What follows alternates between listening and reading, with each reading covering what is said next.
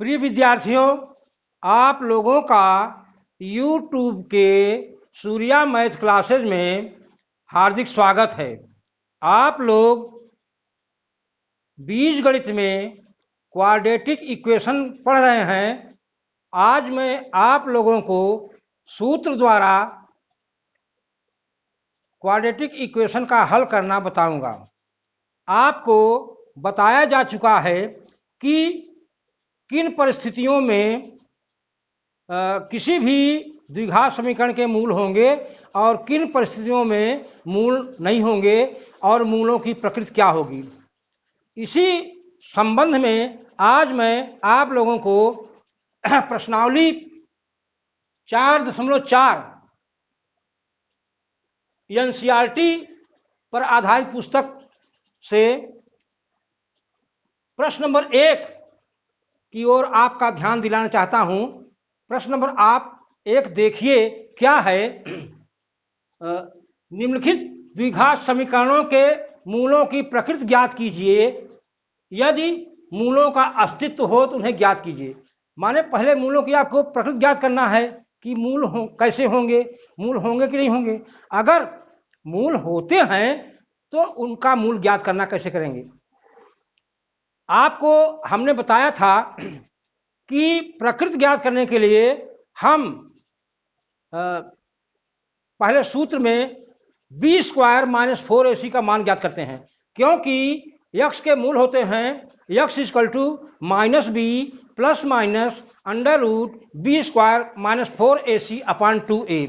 अब यहाँ पर मूलों का अस्तित्व, उसका पूरा दारोमदार बी स्क्वायर माइनस 4ac पर निर्भर करता है, क्योंकि यह करणी के अंदर है तो इसका वर्गमूल होगा कि नहीं होगा, इसी बात पर मूलों की प्रकृति निर्भर करती है।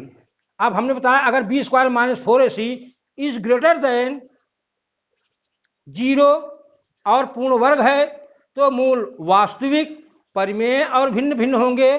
यदि b square minus 4ac is greater than 0 और पूर्ण वर्ग नहीं है तो मूल वास्तविक, अपरिमेय और भिन्न भिन्न होंगे।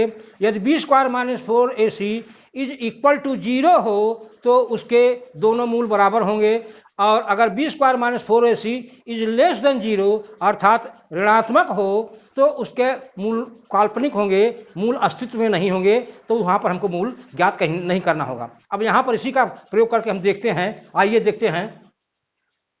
प्रश्न है पहला, प्रश्न नंबर 1 का दूसरा सवाल है 3x स्क्वायर माइनस 4 करणी में 3x plus 4 is equal to 0।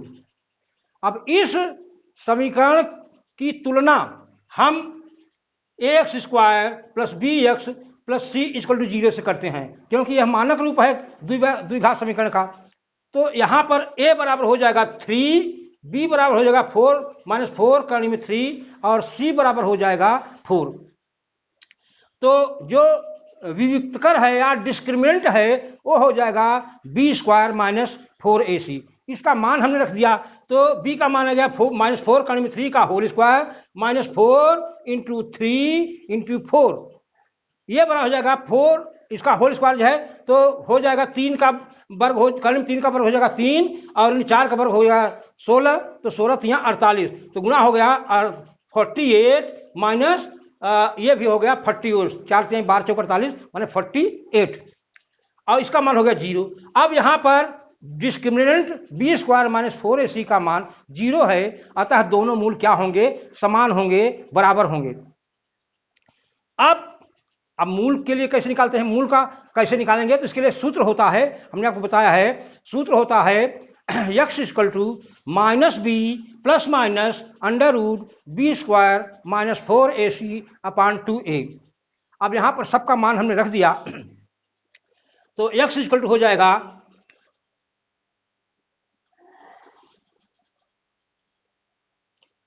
Minus 4 करणी में 3 प्लस माइनस 0 माना बी स्क्वायर माइनस 4ac का मान देखो एक बार हम निकाल चुके हैं तो बार बार निकालने की आवश्यकता नहीं है, उसको डायरेक्ट 0 रखो, माइनस 0 करणी में 0 अपॉन 2 इंटू a का मान 3 है तो 3 हो।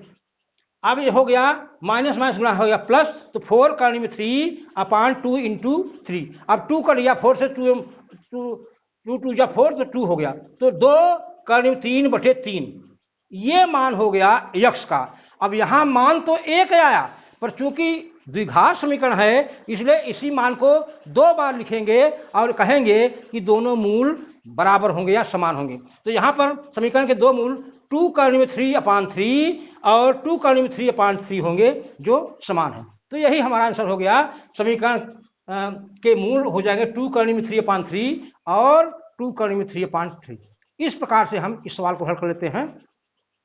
और इन सवालों को आप देखिए, 2-4 सवाल अपने से आप ट्राई करके हल कीजिए और फिर अगले टर्न पर हम फिर जो है आपसे मिलते हैं अगले वीडियो में, और हम इस में इबारती प्रश्नों का हल भी सूत्र द्वारा बताएंगे। देखिए भाई, ऐसा है कि अगर कोई तरीका नहीं दिया होता है किससे आपको हल करना है, तो आप सूत्र द्वारा लगाएंगे तो सवाल बहुत आसानी से हल होता है।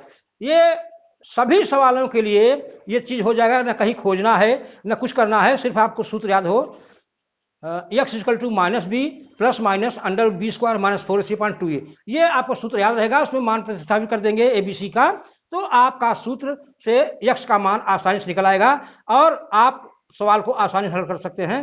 तो प्रयास कीजिए कि आप सूत्र से ही लगावें, या तो फिर कोई विधि रहती है चाहे गुणनखंड द्वारा और चाहे पूर्ण वर्ग वाला, तो जिसे अगर बीज कहता है तो फिर बीज लगाना है, अन्यथा आप अपने स्वेच्छा से चुन सकते हैं कि हमको सवाल को किस प्रकार से लगाना है।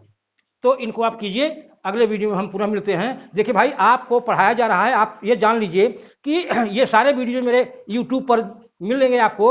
अब सवाल यह है कि आपको क्रमबद्ध तरीके से मिलते हैं कि नहीं मिलते हैं, इसके लिए मैंने आप फाइल बना दिया है और उसमें आपको, अगर आपने इस वीडियो को सब्सक्राइब कर लिया है, अगर आपने कर लिया तो कोई बात नहीं है, अगर नहीं किए हैं तो इसको एक बार सब्सक्राइब कर लेंगे तो आप सारे वीडियो जो आपको क्रमबद्ध लेक्चर वाइज आपको मिल जाएंगे और वहाँ आपको पढ़ने में सुविधा हो जाएगी। तो इस बात का ध्यान रखिए और वीडियो को आप लोग सब्सक्राइब जरूर कर लीजिएगा, ताकि आप लोगों का वीडियो आप हमेशा क्रमबद्ध मिलता रहे। और दूसरी बात, अगर और आपके कोई साथी हो तो उन पर आप शेयर भी कर दीजिए, ताकि ये वीडियो और लोगों के पास भी पहुंच जाए और लोगों को भी लाभ हो सके। तो इस बात को आप ध्यान रखिए।